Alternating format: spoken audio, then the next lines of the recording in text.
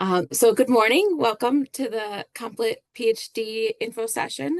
Um, we are going to go ahead and get started with some introductions. Yopi, do you want to go first?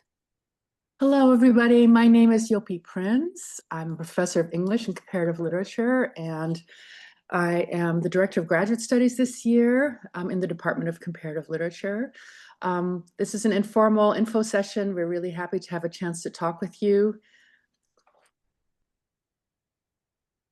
And my name is Julie Burnett. I'm the student services and the graduate coordinator. So I am the person that you will reach if you reach out to the department for any questions anytime through the admissions process and then throughout the entire admissions PhD process as well. So welcome to this session. You've joined us from all over the world. Please feel free to put your questions into the chat or to unmute yourselves and ask questions in the course of this presentation.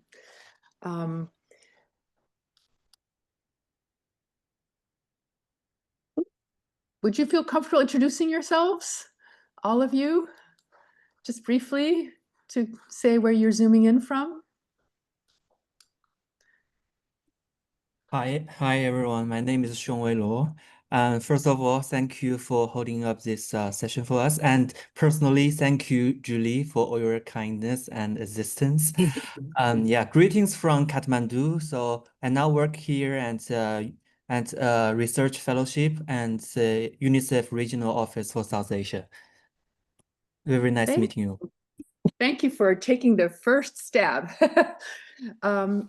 I'm just going to invite people to speak as they appear on my screen. Ellie Cole. Hi, I'm phoning in from the UK. I just finished my undergrad at Oxford and I'm thinking about PhD programs in the US. Excellent. Welcome. Hilal Bektash. I hope I said that correctly. If not, please correct me.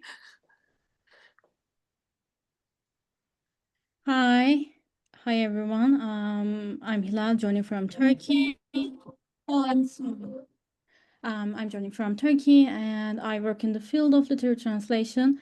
And I learned about this meeting thanks to Professor Bill Strobel, and I like to thank him for that. And thank you for building this incredibly informative session for us.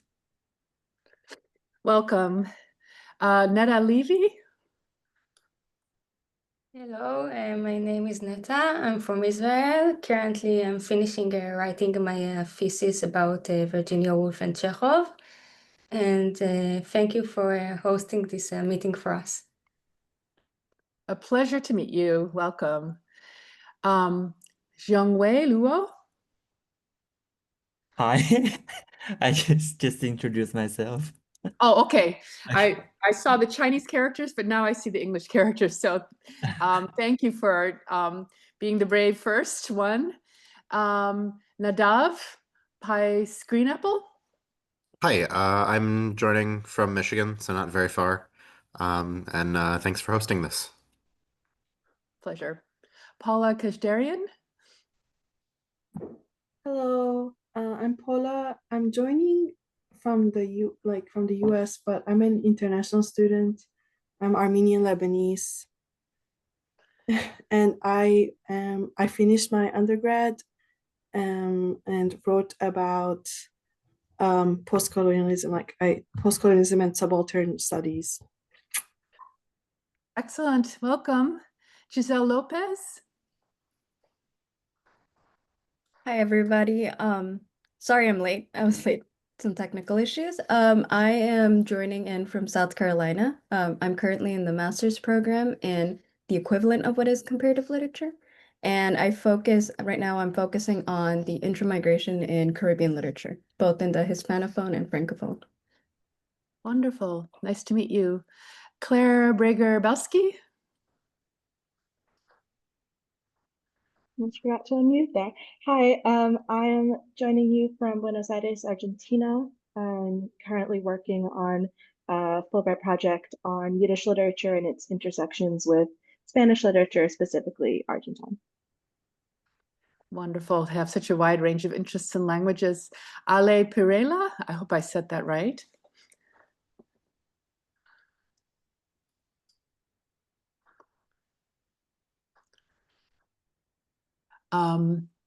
Looks like we can't hear you, but if you want to chime in later, you're certainly welcome to.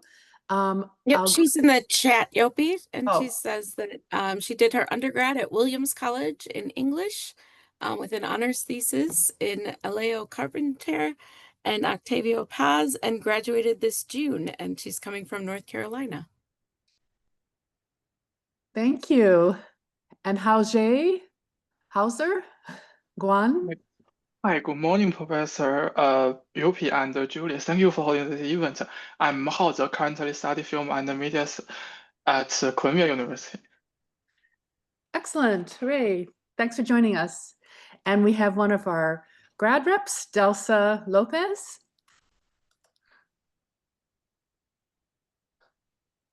Oops, you're on mute. Yeah. Hello, I'm Delsa. Super funny to hear from Alejandra that you went to Williams, because I also went to Williams, but that was like going on 5 years ago. And yeah, I'm grad rep, 5th year complet, and I work on Japanese horror games. So she survived through 5 years, and we'll tell you about her experiences. If there's anyone we missed, please feel free to introduce yourself via the chat. Otherwise, I think we'll get started. I'm glad we had a little bit of an icebreaker. It's always strange to do things remotely. But since COVID, this really became a kind of a tradition that Julie came up with, to do an information session like this and then to make it available on video for other prospective applicants, so that you have a chance to talk with us and share your questions, and we can tell you a little bit more about our program beyond what's on our website. So this is a general introduction to the doctoral program in comparative literature. I will speak just for a couple minutes, but then also Julie will talk a little bit more about the application process and how to proceed with that, and we'll leave some time towards the end for Q&A. So we are an interdisciplinary program in the humanities. We think about across disciplines and across languages, and increasingly across media as well. Our university is very interdisciplinary, and we take pride in taking advantage of all the resources that a place like the University of Michigan can offer our graduate students. So every faculty member in our department has a joint appointment with another unit. So that creates bridges to other programs and disciplines. We teach courses in comparative literature, but we also teach courses in other departments, where we teach, in other fields. We also have a whole range of affiliated faculty who sometimes offer meet-togethers across several departments for graduate courses. So our program is structured in such a way that you have a lot of flexibility to take courses outside the department. We ask you to take at least 4 complete seminars within our department, but beyond that, you have a wide choice of electives that you can take. And through that, you will meet faculty in other departments, get to know them, and identify potential mentors for your graduate work. As part of our interdisciplinary training, many students also do graduate certificates in other departments and programs. We have our own graduate certificate in critical translation studies, but other, like women's and gender studies, has certificates, Judaic studies, museum studies, a lot of German studies. So there's a lot of options to add an area of specialization to your PhD training. And so we think of ourselves as really collaborating across departments and modeling that also for you as graduate students. So we're very much an interdisciplinary degree. Our core faculty are listed on our website. If you go to people and look at core faculty, you'll get our interests and descriptions and courses we've taught. There's also underneath core faculty a list of affiliated faculty, where you can learn more about faculty affiliates who do not have joint appointments, but they do make themselves available to graduate students for mentoring and advising. And we see them as, sort of intellectual peers in thinking about comparative literature from many different perspectives and angles. There's also a place on our website under graduates where you can look at complet faculty interests. And under the research areas, so you can see what a wide range of topics our faculty work in, and also which members are included in each grouping. There is a lot of information about our graduate program on the website, so you can spend some time browsing there. It's a description of our program. We very much believe in the critical role of humanities, especially today. We think about humanities functioning both within and beyond academia. We think about what it means to think locally as well as globally. And we're very committed to thinking about the PhD as a versatile degree that you are pursuing to pursue various possibilities for career paths. As you know, there are very few teaching positions in the humanities, and they're shrinking. So when students join our PhD program, and it's not only with the objective of potentially moving into a research position or a tenure track teaching position, we think about really diversifying your teaching skills and your research skills so that you can function in a wide range of environments and pursue career paths that some of our students have modeled for us, going into journalism, going into museum studies, going into libraries and curation, working in archives, teaching at all levels of the curriculum, including K through 12, going into sort of academia adjacent positions, but also doing work in public humanities. So we really value those career choices and try to support them both within our department and also through a lot of resources that our graduate school offers through internship fellowships. And we try to support opportunities as well in the summer for you to do not only language development, but also professional development. So that is kind of our general philosophy. Beyond that, you can learn more about sort of a general overview of our graduate courses, more specific information for prospective students,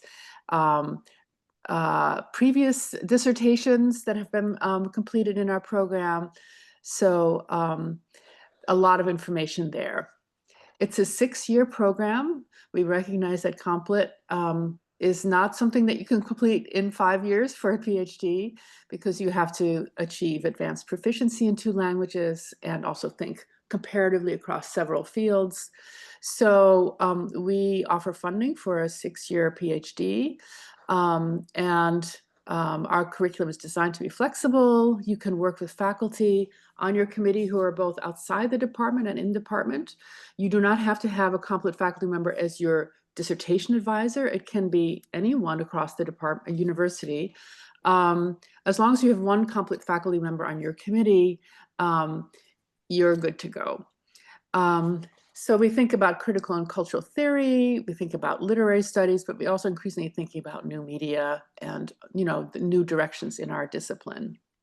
And maybe Delsa can tell you a little bit more about that later on. So that's a brief program description. Here's an overview of milestones to the PhD. This is how we structure our program. So in year 1, you're doing coursework, you're working on languages.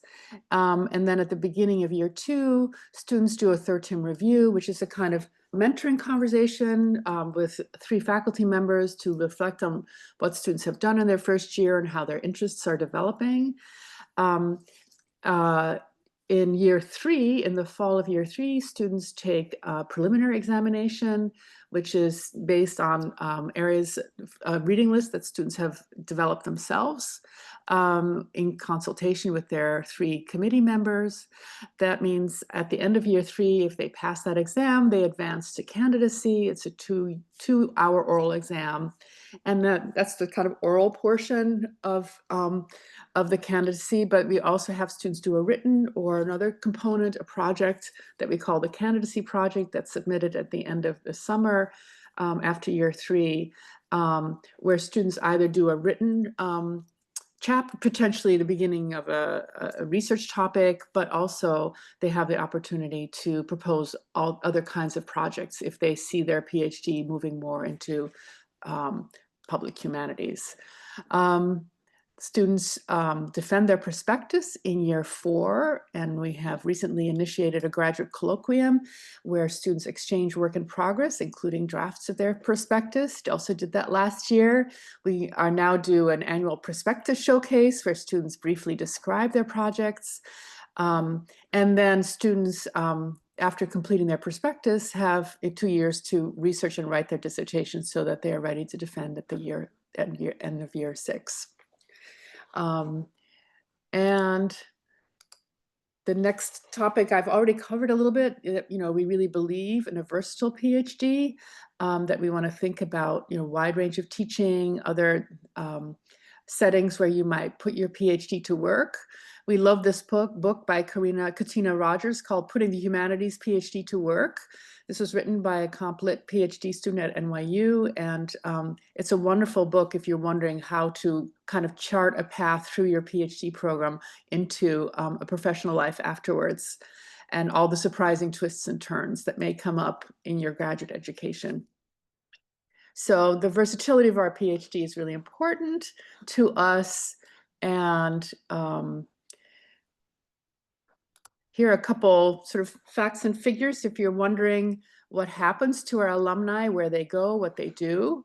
So their initial placement is some percentage into tenure track faculty positions or other kinds of instructional faculty, non-tenure track lecture positions. A good number get postdoctoral research fellowships or teaching fellowships. But as you see, there's also a good number of PhDs who go into other kinds of areas. And so we wanted to make that visible as a really important outcome and valued outcome for our PhD. So that's the initial placement after completing the dissertation. And this is the current placement. So after several years on postdocs or lecture positions, students do sometimes move into tenure track positions. Not by any means the majority. So I think it's really important to keep that in mind as you contemplate doing a PhD. But you see that the other activities that students are pursuing with a PhD expand. And so including freelance work and administrative work in academia or beyond. And I'm happy to talk more with you about examples of what students have done after the PhD. Here's a quick overview of our funding package. This is just to reassure you that the students we admit, we can only admit with funding, right? We do not admit self-funded students. So the package that you get with the offer of admission is a guaranteed funding package. So, which includes full tuition, health and dental insurance, and a 12-month stipend for living expenses. Currently, the stipend is, Julie, can you give us the update on that? I think it's 13,500 per semester, so roughly 45,000 a year it comes out to right now. Yeah. So that's a full year package that includes summer funding where you are expected to make academic progress. We have a long summer break, 4 months. And so that's a time when students really, if they're not teaching, they're really focusing on their research and language work. We also have a startup funding package of $5,000 that you may use towards summer language study. We try to think of it as being used in the first 2 or 3 years of the program. Although sometimes students do use it later on. But the priority is to help you get resources for doing your language requirements. And we have a 4th year, 1 semester 4th year fellowship for all students for 1 semester where they can pursue research or study abroad. And additional funding for fellowships is available depending on your eligibility. But all students are guaranteed at least one term of fellowship funding, and I would say all of our students get at least 1 or 2 more terms after that. But beyond that, your funding comes, from teaching as well as fellowship support. And Julie can answer more questions about that.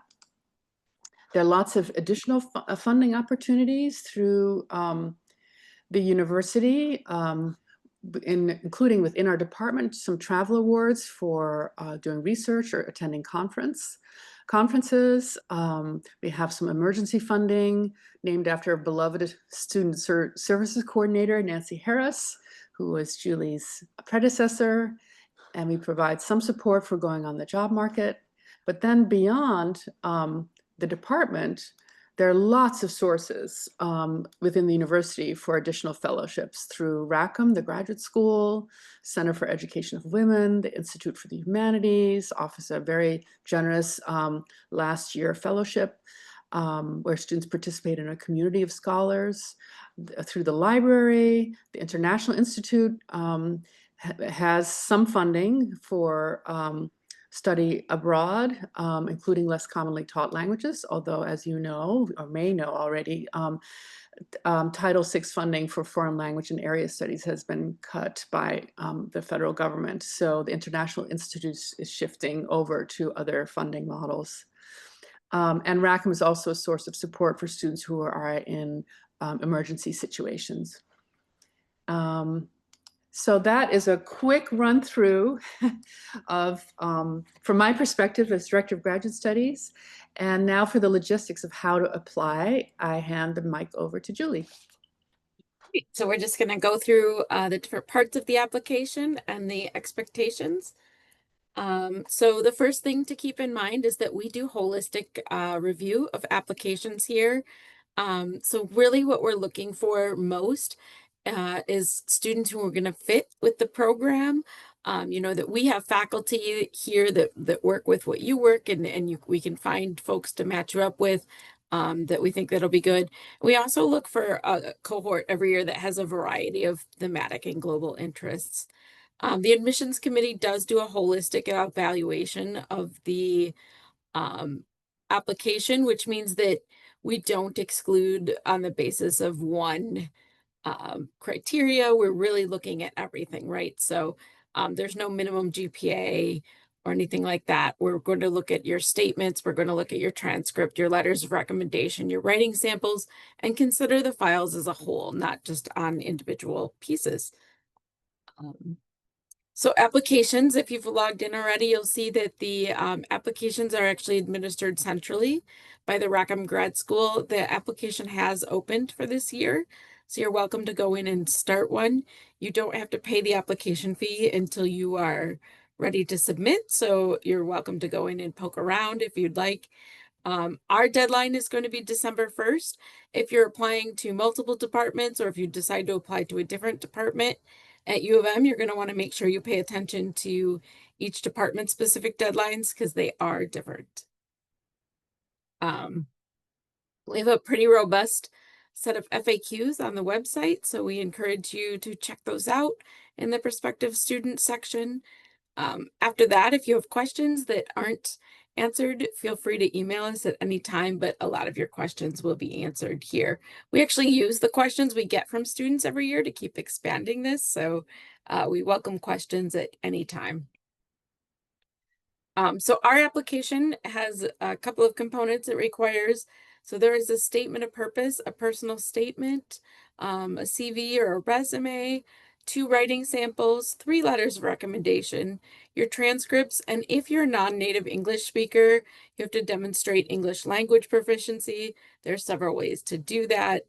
We could talk more about that in a minute. U of M no longer reviews GRE scores for graduate or for PhD programs.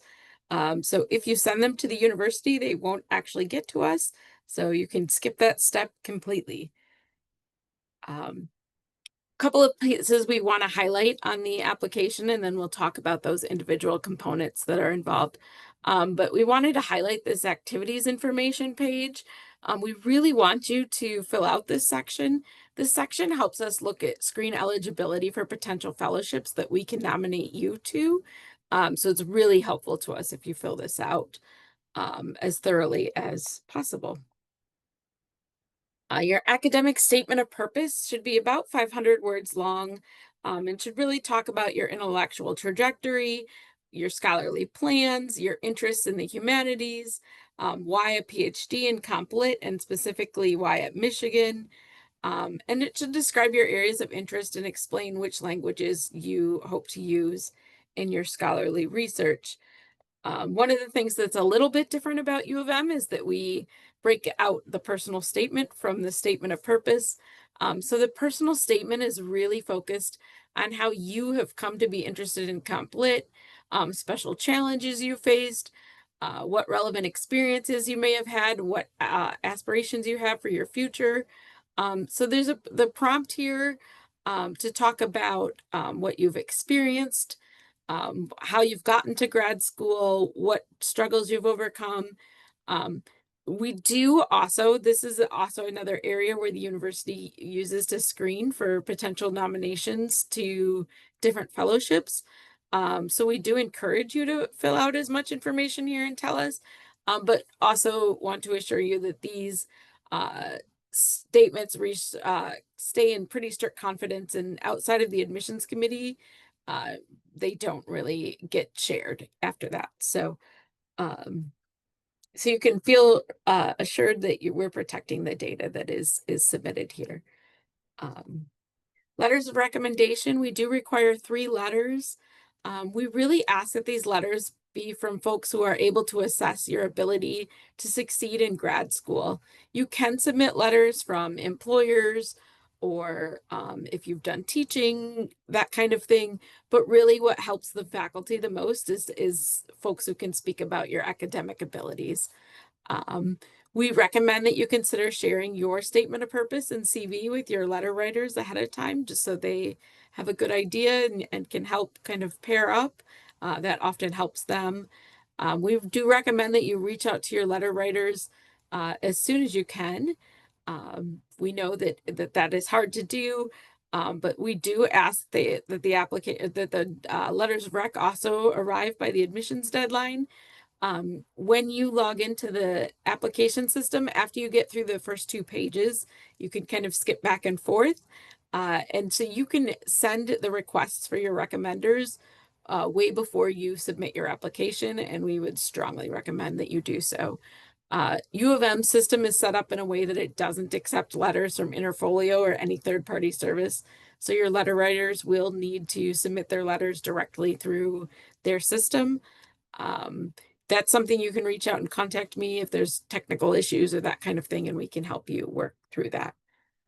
There are a couple of questions on the application that are specific to Comp Lit, specifically that we want to hear about your areas of interest, your fields of study.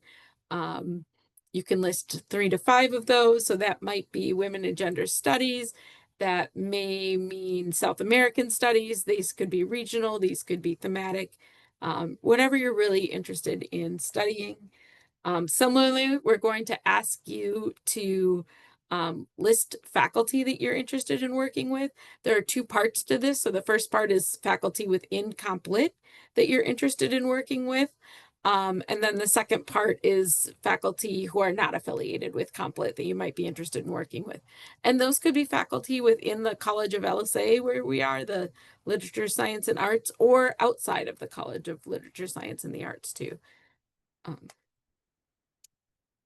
So we also are going to ask you specifically, the general application that you fill out asks about your languages and your levels right at the moment. But Comp Lit is seeking to find out really which languages you think you're going to do in grad school. For some people, those are going to be the same. For some people, they are different. So we're asking specifically for you to tell us which languages you are interested in working with while you're here.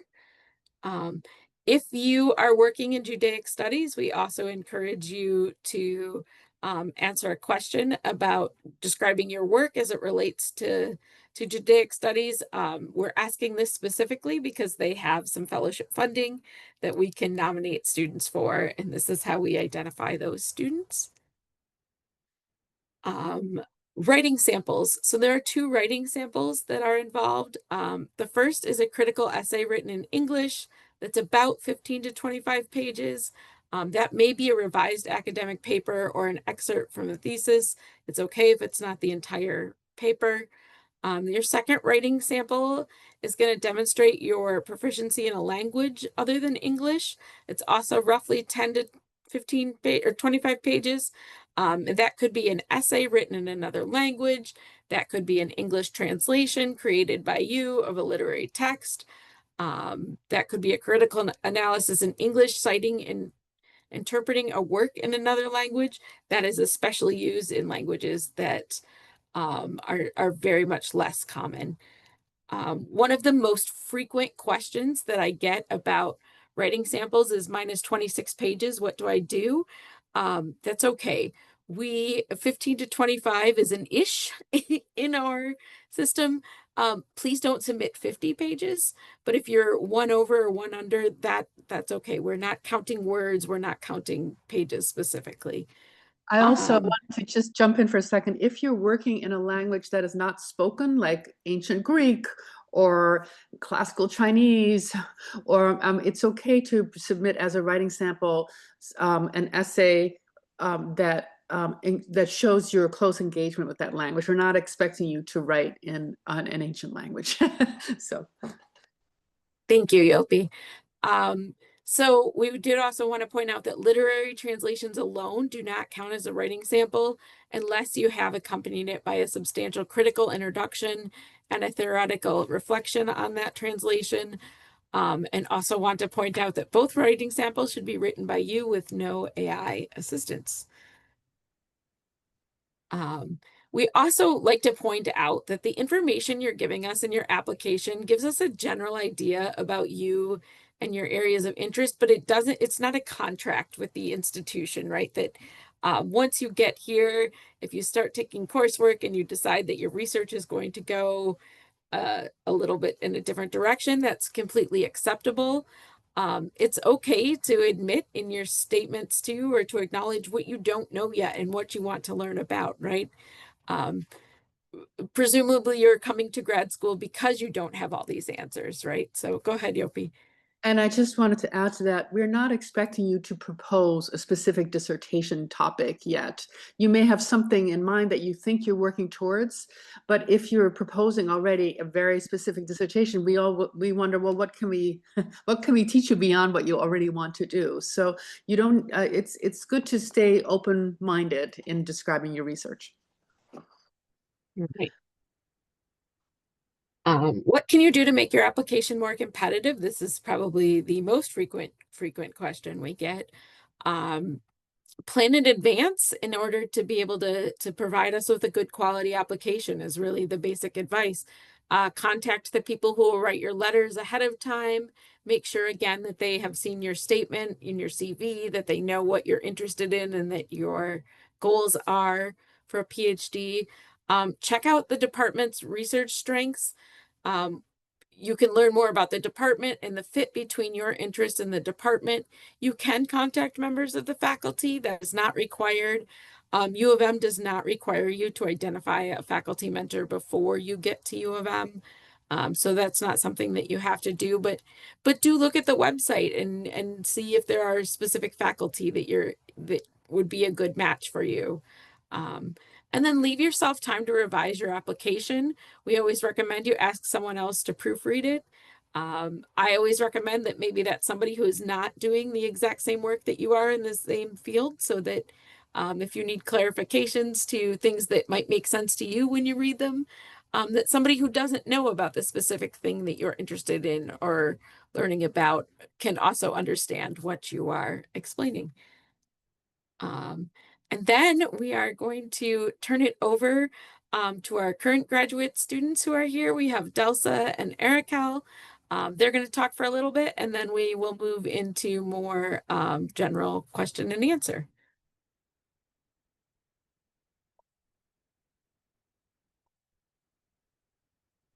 I can go first, I guess, Delsa. I guess for now I'll just introduce myself. My name's Arakel Minassian. I'm a fourth year student, and I primarily focus on Armenian literature, modern Armenian literature.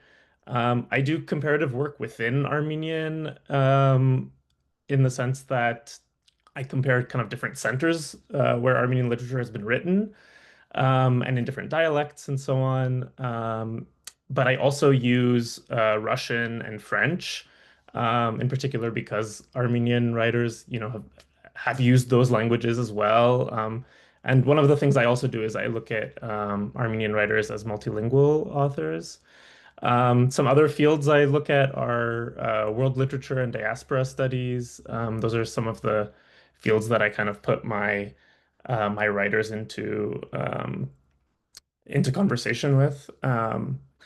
And yeah, I can also just say I just finished the candidacy project part of the program, and the next one I'm going towards is the prospectus. And I'm happy to answer any questions you all have.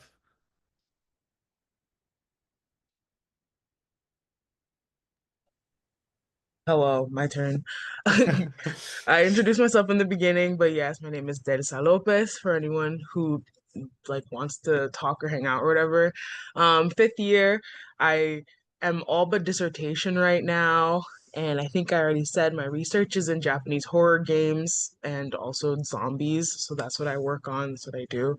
Um, I have a kind of interesting case because I came here through the Mitchers, which is Michigan Emerging Humanities Scholars Program, which they do over the summer. So if you do it and then you apply here, it's kind of like a gold star on your application. So it was really good. Actually went through English instead of Comp Lit because I didn't know comparative literature was a department I could apply to. In undergrad, I double majored in English and Japanese. So my writing sample for this school was me interpreting different English translations of an old Japanese text called Tale of Genji, Genji Monogatari for anyone who knows it. Um, but now I like read Japanese bioethics and like I talk a lot about affect theory. So yes, I finished all the milestones, came here in a very interesting way. And for anybody who wants to talk about non-traditional ways of entering grad school, I can definitely help with that. So nice to meet you. And can you tell us a little bit about life in Ann Arbor, how you find campus, what it's like to live here in the housing situation, that kind of thing? Yeah, I had kind of a weird case because I did a master's here before this. So I had been here for a while, and had kind of gotten used to town. But yeah, so I guess there's a couple of things I could say, like in terms of housing situation, there are a couple of on-campus options that are generally a little bit more affordable. Ann Arbor can be a bit of a pricey town, just because of the way that housing is structured around like the university life, and how limited it is. But usually, definitely the on-campus options. There are a couple of residences that are kind of more affordable than looking outwards. And then also you can always find other options that are more affordable. Some people, for example, live actually one town over in Ypsilanti, which is a nice area, has a lot of has kind of its own vibe, and is very easy to get to Ann Arbor from there as well. I can say a little bit more about student life too. The Maybe one thing I'll say just specific to me, and that I think would be an option available to others is, I mean, Yopi and Julie had talked about how we both engage within Complit, but also within, our other communities, and that's definitely the case for me, because we have a really robust Armenian Studies Center here, and which I mean was definitely one of the biggest draws for me. And like I said, I had done a master's here, so I knew that already as well. But so I have kind of a couple of different communities, I feel. Like I've got my sort of Armenian studies friends, I've got my complet friends, I've got, friends you meet in classes and so on. And one of the things that we do in the Armenian Studies Center is we have a graduate student workshop that we run every year, called the Multidisciplinary Workshop in Armenian Studies, and that's a really great opportunity. We meet maybe like once a month, or a couple of times a semester, and workshop each other's work, or invite external speakers, who we're interested in. And so that's something called a Rackham Interdisciplinary Workshop, which are workshops that are kind of run out of the graduate school, that you get funding for through the graduate school. And there are different ones. I actually think a friend of mine just started a Yiddish studies one. Um, and there's Meditopos, which is a kind of like Mediterranean studies one. Anyway, so there's sort of like all of these different communities that you can engage in, both like at the academic level, but also on a more personal level. I mean, a lot of the people you meet end up becoming your friends, and you get together in other in other circumstances as well. And that's one of the things I really like about Michigan is there is a lot of a lot of community, but also a lot of different communities that you can enter into.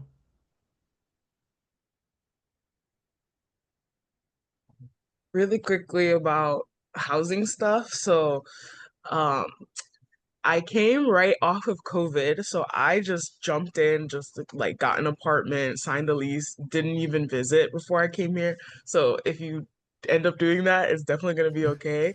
Like Arakel said, there's on-campus housing and there's off-campus housing, so you can opt into graduate housing. It would be like a suite system, so it would be you and like 6 to 7 other people, but it is like right in central campus, and Complet is like a 3 5 minute walk away. Um, I live in a studio like just off campus, but my walk is like a 7 minute walk to the department, and I wanted to make sure I was really close. I grew up in New York, but I was born in like DR. I was like born and raised in Dominican Republic, grew up in New York, so I wanted it to be walkable, right? So I would say Ann Arbor is mostly walkable. There, is like winters are hard, there's snow and there's ice, and that's really fun. But there's also other graduate housing. Like if you go to North Campus, there's graduate housing, there's family housing for anybody who comes in with a partner or with kids or with pets and stuff like that. Um, and then like, yeah, like Arakel said, some people live in Ipsy. If you have a car, that's super helpful. This city is like, this is a college town, right? So it's alive during the semester, and then during the summer, almost no one's here. So it's kind of great if you like that.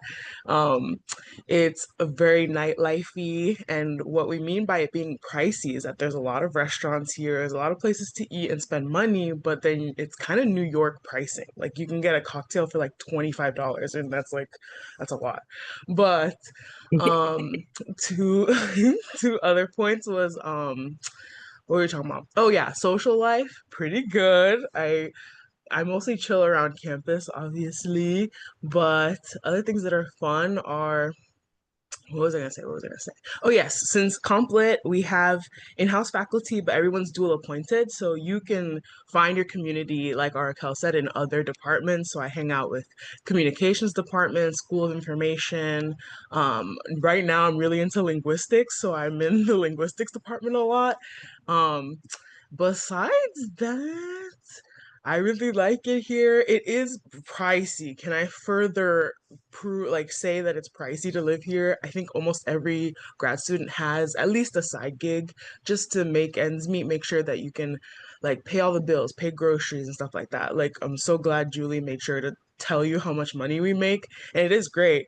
The thing is the cost of living here is high. So my other side gig job was either tutoring other people, like I worked with Ringle for a while, which is like tutoring Korean business people like to talk and give English presentations and stuff.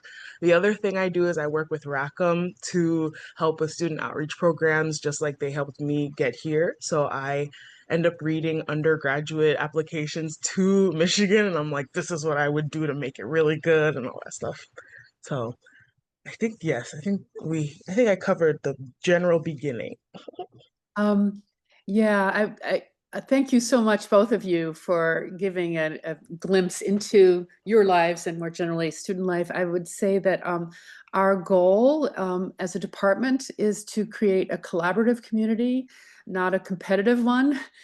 We try to support students in the various directions they want to go, and we really love how students, find collaborators to organize special events. There's an annual conference that our graduate students initiate, and we have different models kind of for doing that each year.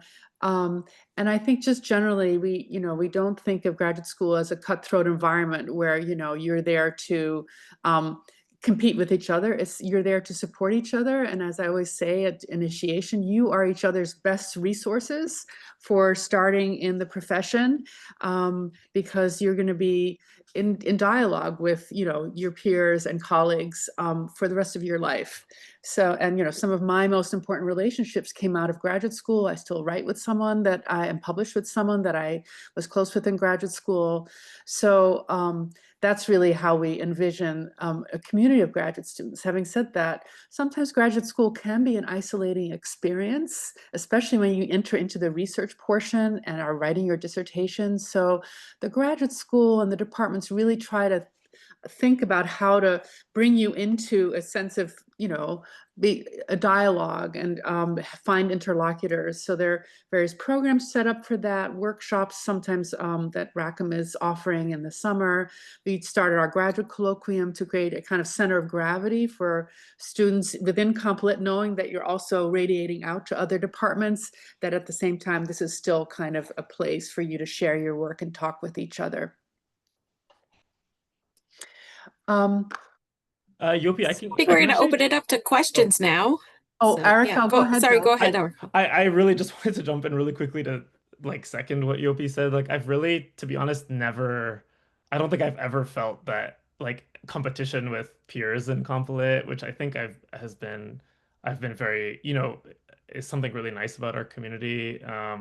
My cohort is lovely. We're only 3 people, but like we hang out all the time.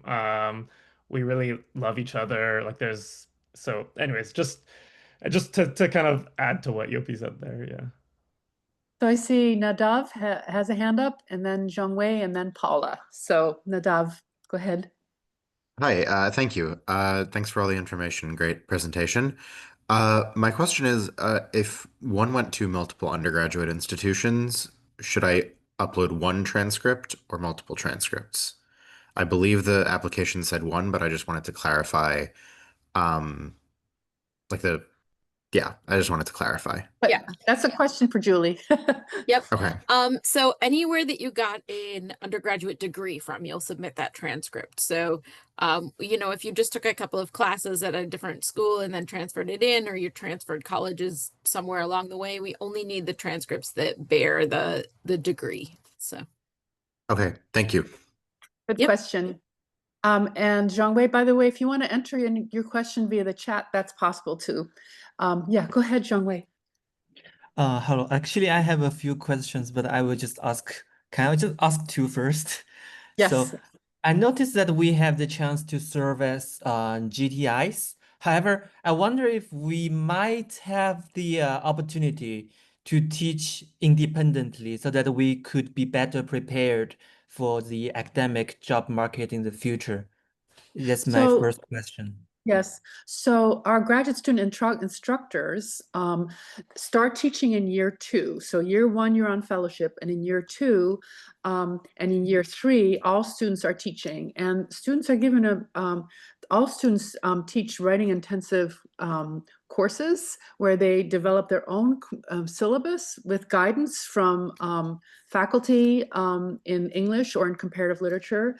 And for those writing intensive courses, they are the instructor of record, and they develop their own syllabus and their own topic and their own pedagogical strategies within a framework provided by the Writing Center.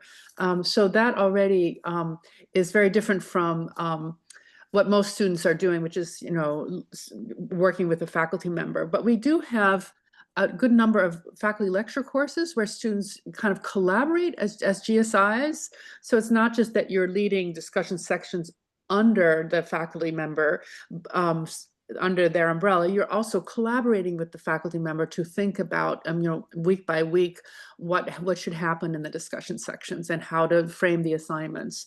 So we really pride ourselves on giving students a diverse teaching dossier where they've both designed their own courses, they've taught various topics. We have a course on great performances on campus where faculty introduces students to performance events, and the students go to those performances and then write about them. That's a large lecture course with individual sections where each instructor kind of leads their own section, and the team of GSIs work together to develop the writing assignments and the topics. So yes, we make sure that there's a balance of teaching experiences, and that, when I was in graduate school, I only had 1 year of teaching experience, and that was not enough. I really feel that the pedagogical philosophy of our department is that, pedagogical training is part of your PhD and an integral part of what you will learn as a graduate student. So we have a graduate student teaching mentor. We have a lot of faculty who are talking about their own pedagogy. So it's a mission that we share with our graduate students. Okay, another question is, do we require that we are actually able to, let's say, speak two other languages very proficiently other than English? I mean, for now, I can read French and German on a BEVO level without a problem reading. However, in terms of speaking, I'm kind of, very limited in speaking them. So would it actually suffice to satisfy the language requirement to demonstrate to my PhD committee that I can actually read the languages properly? Well, so we recognize that students may not come in with advanced proficiency in 2 languages, but that's why we provide substantial funding for students to do intensive language work in the summer after their first and second year, where they can go to a German-speaking country or a French-speaking country, or do an intensive language program where, along with your reading skills, you're also developing speaking skills. And if you take a graduate seminar in the literature of that language, you will be expected to be able to read that. But we provide lots of support for you to get those skills. Whether you're absolutely fluent, that's not necessary, but you do have to, if it's going to be one of your research languages, you want to make sure that you have the skills to work at an advanced level. And so that's why we invest upfront in, language instruction for the first 2 years, so that by the time you get to your prelim exam, that you can show that you're able to engage with several literatures in several different languages. Thank you so much. Paula, and then Neda. So my first question is, for the language requirement for the initial application, if you have your undergrad degree from a US college or university, are we still required to do a test to prove our proficiency in English? Oh, well, so since English is the language of instruction in our university, we do assume that you are able to function in an English-speaking environment. So we're not going to test you on that. But what we're looking for is, in addition to English, that you have at least one other language at advanced proficiency. And if you have a third language at intermediate level, or even just starting it, we know that you will have time to build on that. But one reason that we, require a writing sample is that we want to see how well you write in English and that you feel confident in pursuing a graduate degree in an English speaking university. So but you will not be tested. Julie, do we still what is the Rackham's policy on the TOEFL? Oh, so you do not need to take an English language, or you do not need to submit English language proficiency scores if you came from an institution that is English as only language of instruction. So that includes any institution in the United States, and then even if you're overseas, if it's only teaching English, then that can also be accepted. But I can always help folks find that information as well. Okay, thank you. And then my second question is directly for Arakel Minasian. Hello. You have no idea how happy I am. Oh my God. I have had such a hard time working with Armenian here. I mean, as an Arab Armenian, I've been more inclined to work with Arabic because it's more accessible in the States. So I was wondering if you could just like briefly, I don't want to take over the whole thing, but if you could briefly talk about your experience with working with both Armenian and you said French. I'm inclined towards Arabic, but yeah, and accessibility of Armenian literature like on campus as well. Yeah, it's a good so it's a good question. We teach I mean I have my chair is the professor of Armenian literature, like the chair of my dissertation committee. And he like we have a chair of modern Armenian literature here and a chair of modern Armenian history in the university. I mean, his language skills are amazing. So like if I have questions about things that I'm reading, like I can very easily go to him and we can work together on the Armenian language stuff. We also have like a separate Armenian instructor who teaches the language classes. And at U of M, they teach, I believe, first and second year Western Armenian. And so I came in with fluency in Armenian already, so I never took a class. But there is definitely, resources available for it. And then if you do already know Armenian, then like definitely working with Michael will be really easy to if you did want to work with Armenian to kind of just bring to him like what you want to work on and then work with him to figure out how to incorporate it into your graduate work. I did Michael also taught classical Armenian one year, which I took even though I don't work in classical texts. Anyways, there are definitely those resources. And then I know if you do want to work with Arabic, definitely there's a very, very strong Arabic and Middle East studies program here. Yeah. I don't want to take over this. I'll just say, Paula, you can feel free to email me or reach out to me personally as well if you want to talk in more detail. I should have my contact info on the website. So yeah. And by all means, feel free to reach out to graduate students in Complit who have areas of interest similar to yours. So you can contact them as well as faculty. Netta. Hello. I also have a question for Arkel. You said that you worked with Russian and with French, and these are two languages that I also work with. So I wanted to ask how was the experience of working with them and in terms of language instruction, I had a little bit of Russian before I started the PhD because I did a master's here in Russian, East European, and Eurasian studies. But I definitely had to I had to take additional classes to kind of get up to the proficiency I wanted for graduate work. And I just did the classes that were taught like at U of M, and it was really good. I mean, it was primarily language instruction, but then actually in my the fourth year, I've done 4 years now of Russian, and the fourth year we actually did a class where we were reading, we were it was kind of like it was basically a seminar in the language and reading literature in the language, which was really, really very useful and really, really interesting. French is something I knew before, so I that I had before, so I didn't take any classes in it. It was more so I just I've used it in my research.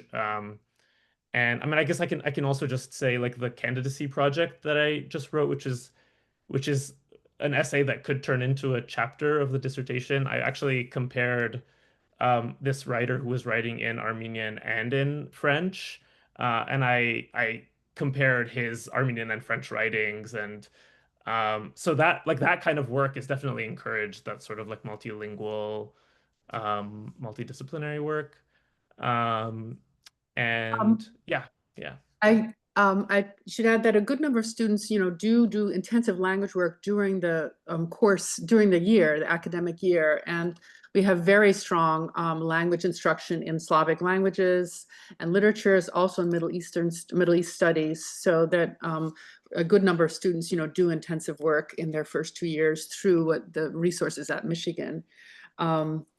So Claire and then Hilal. Thank you for this information session. It's been really helpful and interesting. My question is about the writing sample for the application. I was wondering whether the two parts or the two separate writing samples could come from the same project. Specifically, my MFA thesis was a long translation followed by a critical afterword of about 20-ish pages, and I was wondering whether that could be submitted as both writing samples or whether you do really want two distinct projects for that section. So Julie may also want to answer this, but I think that if you're doing, you might want to just include a small writing sample of something you've written directly in the language that you're translating from to demonstrate that you have proficiency not only as a translator, but also as someone writing in that language. But Julie, do you want And to the add to that? application will physically force you to upload two documents. So in any case, it would have to be split up. And I think in that case, if you were to use the same thing, which it's not the faculty preference that, but if you did do that, Yopi, I would think that it would be helpful to have an explanation at the top of each document, right? So Yeah. Thank you. Hilal? Hi again. Thank you for this info session. I have a quick question about the second writing sample. If I choose to submit a translation, does it have to be from my native language, which is Turkish, into English? I also work as a translator from German language, and I was wondering if a German-English translation accompanied by my critical commentary will be acceptable. Because I have a project in hand and this is not published anywhere. I already have a few wonderful pieces from Turkish literature in mind, short stories and novels that I'd love to translate into English. So I might end up going that route anyway. I just wanted to double check before I decide about the language of the source text. Julie? sorry, I have some dogs barking in the background too. Can you repeat your sentence? Hilal, I think that if you are working with both Turkish and German, it might be good to demonstrate proficient. We know that you have proficiency in Turkish because it's your spoken language.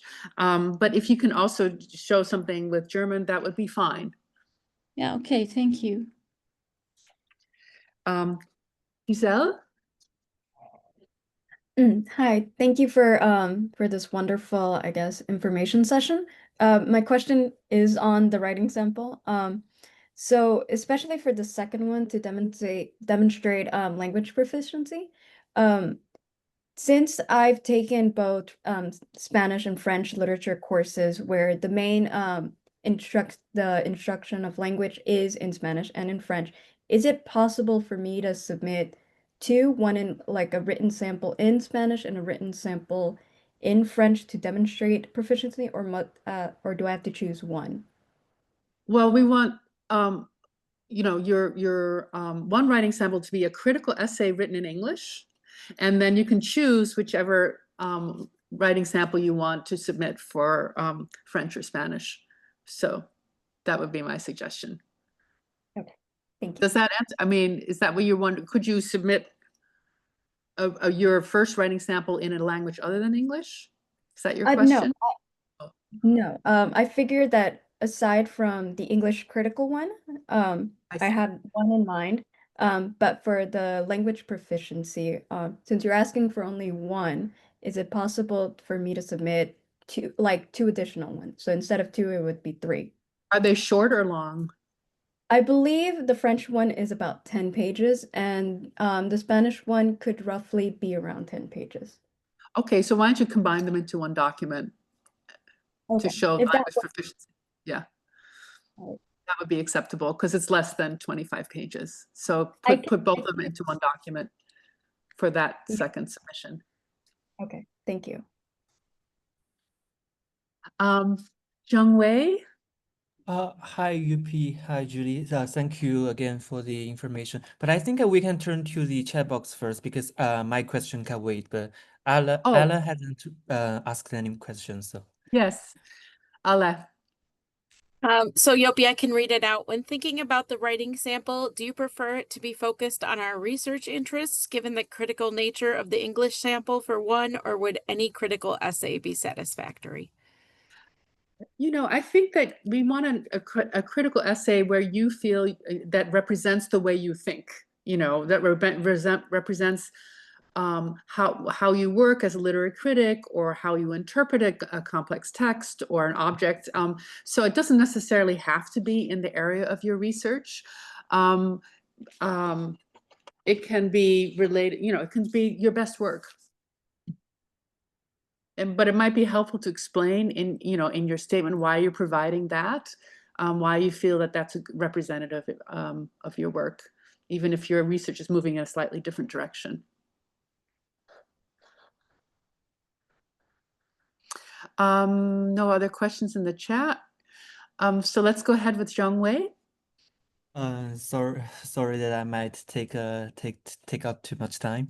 So actually, I'm wondering, do we have actually a certain kind of threshold for IELTS or TOEFL on speaking section specifically? Say, if our department suggests a speaking score over 8 for TA-ship eligibility, is an application with 7 still eligible to be considered by the admissions committee? Julie, what's your experience I'm with just that? pulling up the scores really quick. Complit does not require anything beyond the Rackham minimum scores, but I can't remember what those are at the moment, so I am pulling it up.